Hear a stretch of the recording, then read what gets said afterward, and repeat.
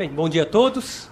Hoje a Associação Juízes para a Democracia tem a imensa honra de receber o Cacique Babau, liderança da comunidade da Serra dos Padeiros, dos Tupinambás, do sul da Bahia, uma das principais lideranças indígenas atualmente.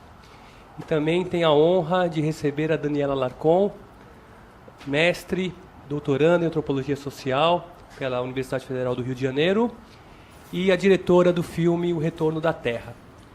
Acho importante fazer uma introdução rápida ao tema dos Tupinambás, para dizer que trata-se de um grupo, um povo indígena, que cerca de 5 mil habitantes, mais ou menos, 5 mil indígenas, que luta pela terra, por pedaços de terra que estão no município de Buerarema, Una, e a famosa Ilhéus de Jorge Amado, a Ilhéus do Cacau, do potencial turístico, de grandes interesses econômicos. E essa é a luta que os Tupinambás fazem, a luta contra esses interesses econômicos, e que não é a luta de hoje, como os demais indígenas, e que, para o azar deles, é uma luta que teve início já no século XVI, na medida em que Ilhéus foi uma das primeiras regiões do Brasil a ser colonizada pelos portugueses. Nessa história de luta, existiram vários momentos de resistência, vários momentos de revolta. Já no século XVI existiu a famosa Batalha dos Nadadores, que, segundo os relatos, teria deixado um mar vermelho de sangue da região de Ilhéus, o sangue dos indígenas. No século passado existiu a famosa Revolta do Marcelino, Caboclo Marcelino, que também teve sua importância por tentar institucionalizar a luta dos Tupinambá, embora identificado pela ditadura de Getúlio Vargas como líder comunista. Na verdade, Marcelino lutava pela terra, e nessa luta pela terra ele chegou a procurar o SPI, que hoje equivale à FUNAI, para iniciar o processo de demarcação. Evidentemente, os seus apelos foram ignorados pelo Estado brasileiro, e o processo de demarcação só começou a ocorrer efetivamente no ano de 2004, quando a FUNAI expediu a portaria inicial do processo. E esse processo de demarcação ele é regido basicamente por um decreto, que é o Decreto 1175 de 1996. E tal como determina o decreto, procedeu-se a um estudo multidisciplinar, coordenado por uma antropóloga, que confirmou que as terras, ou pelo menos grande parte das terras reivindicadas pelos Tupinambás, era de fato por eles ocupada de forma tradicional, tal como manda a Constituição. Ainda segundo o decreto, após esse estudo, cuja conclusão demorou vários anos, os interessados foram notificados para apresentar as contestações. Para os que não estão na área do direito, isso decorre do direito de ampla defesa, o direito ao contraditório. Todos os interessados apresentaram as suas contestações, essas contestações todas foram rejeitadas. Em fevereiro de 2012, a Advocacia Geral da União publicou seu parecer opinando pela demarcação da terra dos indígenas. Tudo conforme a lei. Em março de 2012, o processo, enfim, foi para o ministro da Justiça. Conforme o decreto que eu mencionei aqui, cabe ao ministro da Justiça uma ação de 3 possíveis: demarcar, dizer que não demarcaria, ou determinar novas diligências. Estamos em agosto de 2015 e a resposta do Estado brasileiro é o silêncio, que tem intensificado o conflito, e muito a níveis insuportáveis. Índios são mortos, o Babau contou que dezenas de indígenas morreram em 1 ano e meio, incêndios, saques na região,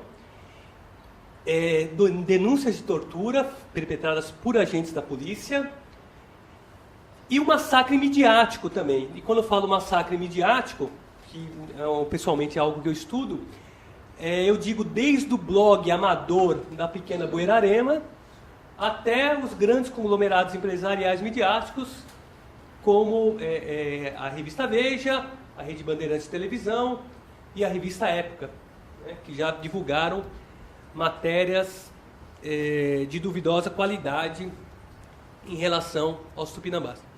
E, infelizmente, esse discurso da mídia tem sido acolhido pelo Estado brasileiro, em grande parte, inclusive pelo Judiciário, que tem legitimado, também em grande parte, esse discurso e criminalizado a luta dos Tupinambá. Acho que essa é uma palavra introdutória que eu queria fazer. A Daniela e o Babal, que conhecem muito melhor a realidade dos Tupinambás que eu, vão falar daqui a pouco. Vamos passar o filme? Todas as áreas que estavam sem morador, os fazendeiros não viviam no máximo, alguma mulher não tinha ninguém, outras tinham meninos, né? Nós como todos. E a gente não é só mostrar o segundo, que vai leve, trabalhar as terras dos pequenos agricultores. Pequeno agricultor não foi botar numa tentativa, batendo uns que é rico, que é empregado, que é trabalhador, esse, e não vivia de trabalho. E nós dependíamos dessa terra para caçar, para pescar, para espalhar o povo. Um território é nosso e nós vivemos agarrados, agredidos, 2 meses e meio. Tem uma interação de posse aqui na terra. O governo federal não consegue suspender. Mesmo assim, eles mantêm um ataque em 2008 aqui na terra e usaram 180.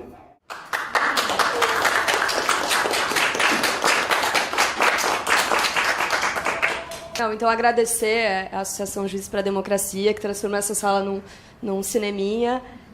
A gente fez isso, né? Fizeram esse improviso para a gente ter esse espaço de exibição. Muito obrigada. O André tem se revelado uma pessoa bastante importante, né, na luta dos Tupinambá pela terra, né? Um juiz que se posiciona, enfim, como pesquisador, né, tem trabalhado com uma parte muito importante desse conflito, na minha opinião, que é essa conjugação entre a imprensa hegemônica, a caracterização que é feita dos Tupinambá, da sua luta, e as decisões dos processos judiciais, né? Então, enfim, agradecer o convite e não queria me estender, porque acho que a gente pode abrir logo para o debate. Eu queria acrescentar uma coisa. Essa é a 4ª vez que eu vejo o filme e, lógico, além da indignação, de tantas outras coisas que a gente sente, né, quando vê a luta deles, o que eu sinto é saudades. É uma sensação, porque, para quem não conhece, os Tupinambás são muito gentis, muito amorosos, né, muito receptivos. É um lugar que você efetivamente se sente em casa. Acho que você sabe fazer. Primeiro, bom dia a todos e todas.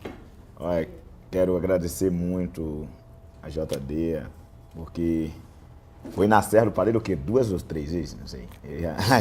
Tá, sempre fez uma boa recepção a nós. Fui convidado a Salvador para um evento também de vocês. Agora estou aqui.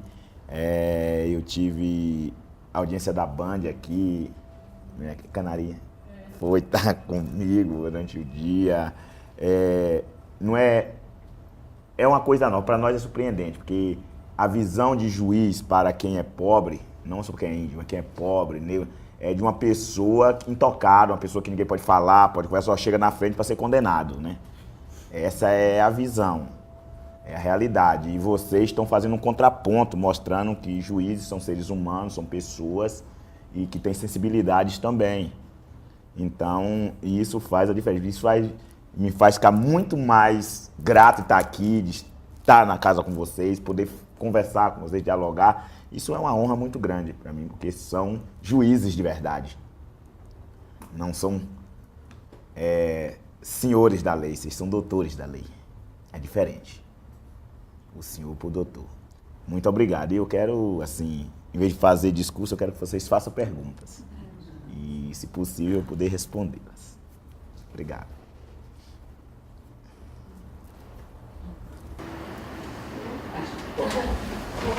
Muitíssimo obrigada pela reação do filme, também pelo evento e por conhecer, claro, o Babal, é uma grande honra.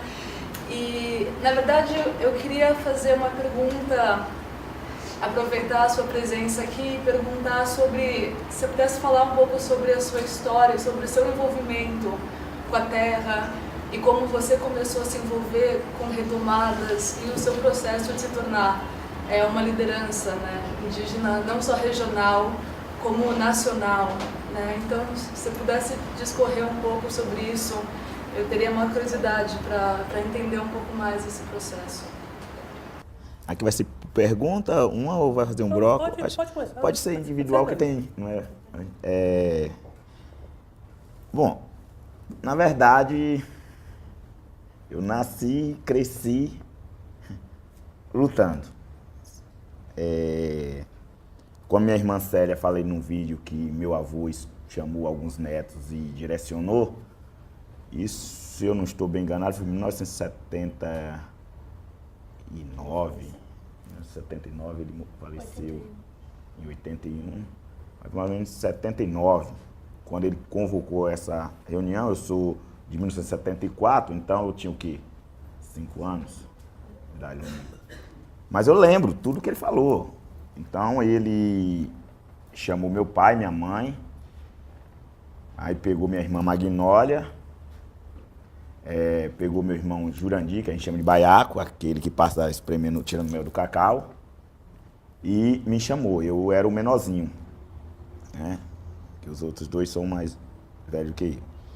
E colocou na frente, botou nós sentados, como a tradição tupinambá. Meu pai e minha mãe ficou do lado de lá, ele ficou do lado de cá e botou nós sentados no meio entre eles.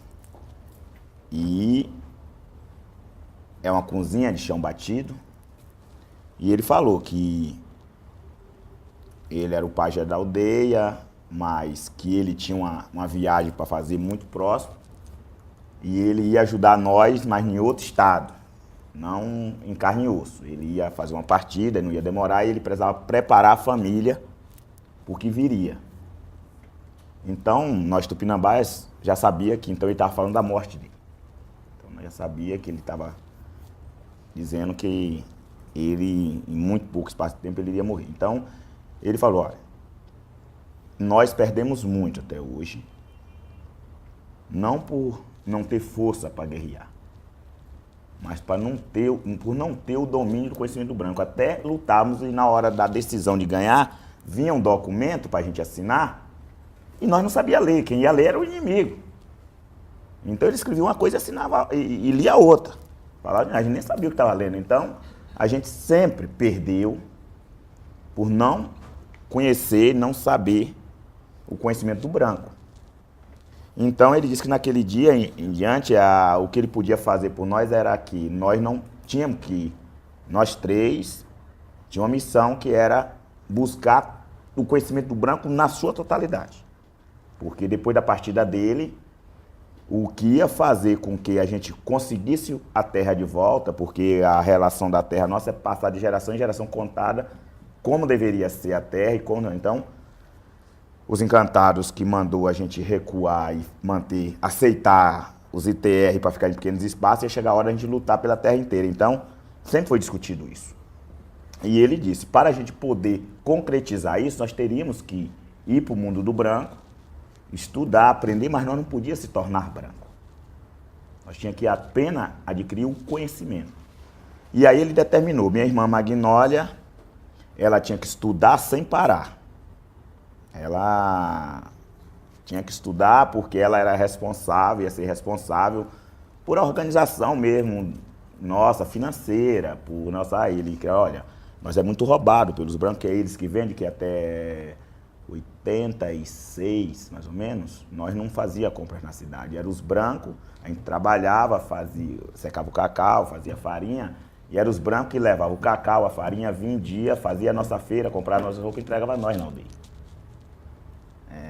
A gente era muito longe, a gente tinha uma produção alta, a cidade era muito longe, aí nós não tínhamos carro, nós não tínhamos, às vezes, muitos burros, a gente trabalhava tudo nas costas. Então, eles faziam isso. Então, e ele falou, quando vocês também têm algum domínio, vocês vão enfrentar muitos problemas. Aí, por exemplo, minha irmã, ele falou, virou para o meu irmão baiaco e disse, ó, e você vai ter a missão de proteger as matas. Você não vai precisar estudar muito, não. Você pode aprender um pouco, coisa para você poder ler e saber as 4 operações de conta, mas você não estude muito, você volte e cuide das matas, porque os animais vão precisar de muita proteção e você vai cuidar. E virou para mim e disse que ele não podia dizer o que eu ia fazer.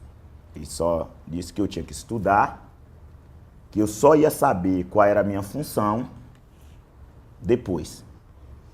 E ele não estaria ali para dizer qual seria a minha função. Eu fiquei muito indignado, porque o pequeno quer saber logo o que vai fazer, né? Então, eu saí chorando, chutando, jogando pedra. Como todo tupinambá faz quando não recebe uma missão. Ficou uma incógnita. Então, nós crescemos. O engraçado, quando ele faleceu em 81, menos de 6 meses depois, apareceu o fazendeiro dizendo que aquela terra já era deles, estava titulada já como deles, e foi uma briga, foi uma confusão. Em 82, a FUNAI mandou um grupo procurar a gente, como a gente era índios, para a gente subir para Brasília, porque estava uma luta nacional dos indígenas, então a gente precisava subir para contar nossa história, para começar um trabalho. O problema é que os fazendeiros, se hoje é poderoso, naquela época eles eram muito mais. Então, o que aconteceu, quando eles soube que a gente estava se organizando para subir para Porto Seguro, e nós ia a pé, então nós tínhamos que sair um tempo muito antes, que ia andar 300 km a pé até Porto Seguro, para de lá já tinha uma equipe da FUNAI que iria subir nós para Brasília, era Cláudio Romero, o responsável da FUNAI que ia fazer isso. E então, o que os fazendeiros fizeram? Destruiu a roça de Tia Zilda. De um dia para o outro, eles destruíram casa, barcaça, destruíram tudo. Falou que ali não podia residir índio, todo mundo era caboclo, não era índio, então o que eles iam fazer? Zequinha, o filho de Tia Zilda, se revoltou. Quando chegou, eles tinham saído para a cidade fazer uma sombra. Quando voltou, que encontrou naquela situação, ele foi até a casa do fazendeiro tirar pergunta. O fazendeiro pegou um facão e tentou matar ele, mas ele, apesar de ele estava com uma faca na mão, ele foi mais hábil e conseguiu. O fazendeiro cortou o braço dele, mas enquanto cortou o braço, ele furou o fazendeiro e conseguiu dar 17 facadas e matou o fazendeiro. Então imagine o que aconteceu daí para frente. Então, depois esse fazendeiro está morto, a região foi sitiada, cercado por todo tipo de gente para matar todos nós.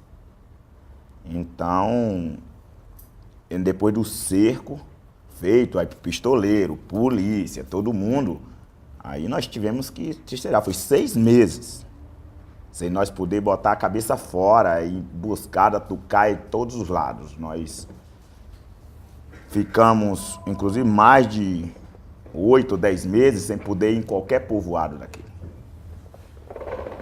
Mas aí a gente fez muito ritual e os Encantados ordenou que nós não fosse a Brasília naquela época, porque não era o momento ia chamar. E eu já tinha um pouco mais de idade, né? Então, nessa hora aí, eu já tive um papel, viu, já fundamental. Pois eu andava toda a floresta e eu não, apesar de eu ser pequeno, eu não andava um pequeno espaço. Eu conseguia andar mais do que todos os índios caçadores daquela região. Eu conhecia todas as serras, eu não sei, tinha vez que meu pai, mas minha mãe me dava só que eu saía de manhã, chegava no outro dia andando a mata. E eu conhecia, eu chegava com saruê, jupati, todo tipo. Enquanto eu andava, eu fazia vários laços enquanto eu estava andando. Quando eu voltava pegando os animais, que era para alimentar a família, para todo mundo comer. Então, e eu conhecia muito. E no dia que meu primo matou esse fazendeiro, que ele precisou fugir, como eu conhecia todos os lugares, foi eu que escondi eles. Eu vi, encontrei ele na estrada, não, você fica a tal lugar que ninguém te acha. Eu me escondo, ninguém me acha. Então, aí, a mulher dele estava com 2 filhinhas pequenas, e a terceira de colo. Aí, a Aline, a Lana e Sandrinha. E a Lana estava de colo, acho que tinha uns 2 meses de nascida. E aí eu me preocupei, eu fui atrás de meus tios e falei, tem muita gente na mata. Eu digo, eu que conheço, tá difícil de eu passar na mata, vocês não vão conseguir sair, e se eles encontrarem a mulher de Zequinha, eles vão matar as crianças. Aí eles me designaram, falaram, então você vai dar o jeito, você vai tirar eles. Você consegue, você vai dar um jeito. Então eu peguei Tia Zilda, aí chamei pai, que eu falei que era muito difícil, que eu tinha que passar 2 serras, a Serra do Padeiro, Serra do Cabelo e Serra da Luzia. para deixar ela lá onde é a casa de Bira. E os fazendeiros era o delegado Pedro Marques de Sá, o delegado regional que estava coordenando as buscas e o ataque. Não tinha como. Para tirar ele, nós tínhamos que passar. Não tinha como não cruzar por dentro da área que ele denominava como dele. Aí pai foi comigo, aí nós seguimos todas as estradas, nós conseguimos driblar todos os pontos e tiramos tia Zilda do cerco.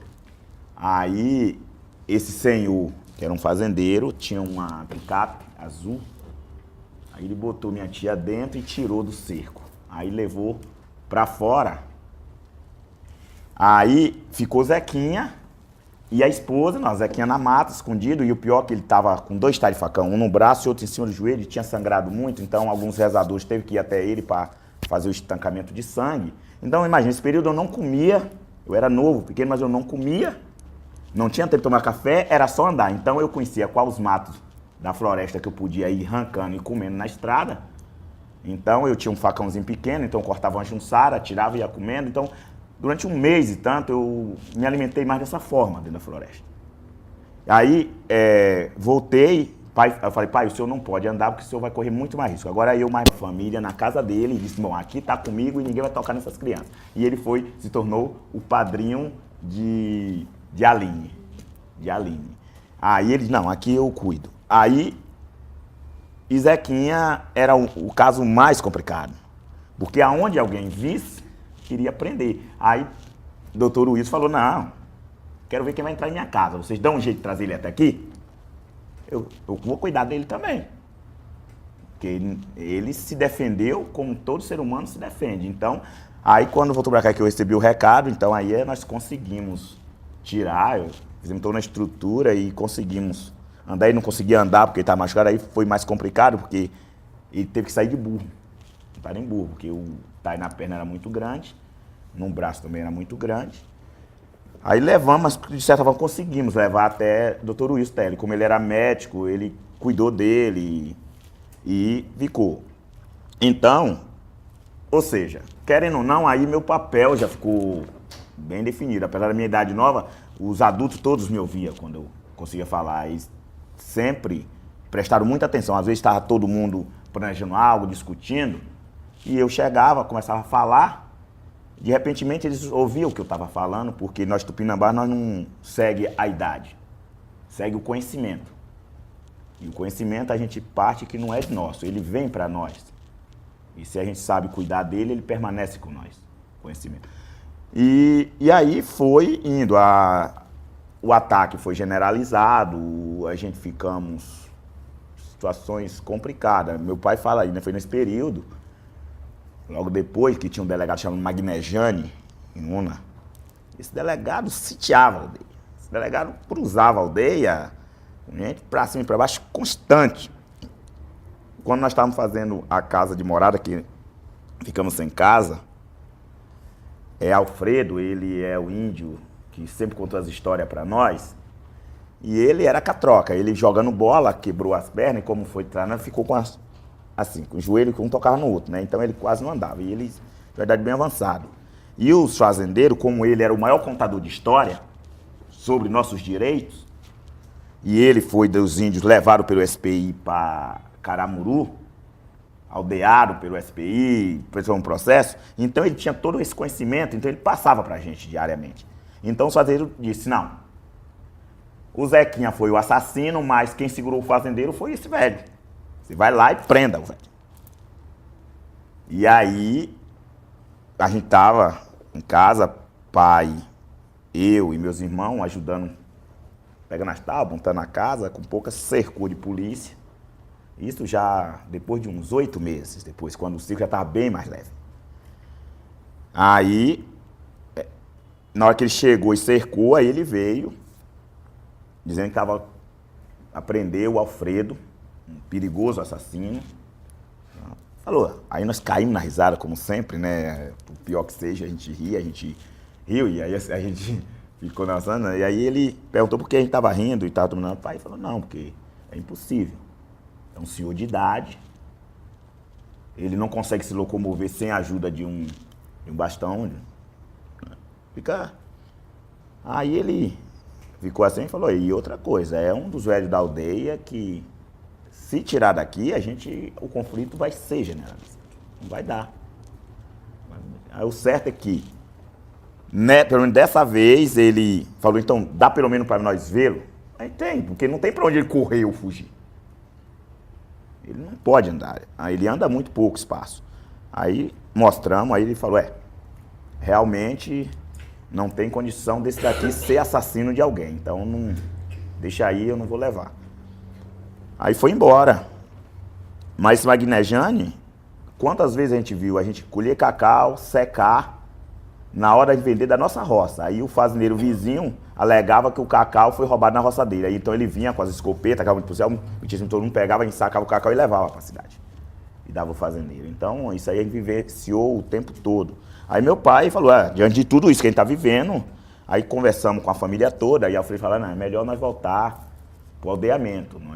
Eu vivia lá no aldeamento, tem minhas áreas que eram do aldeamento, então nós voltamos para o aldeamento.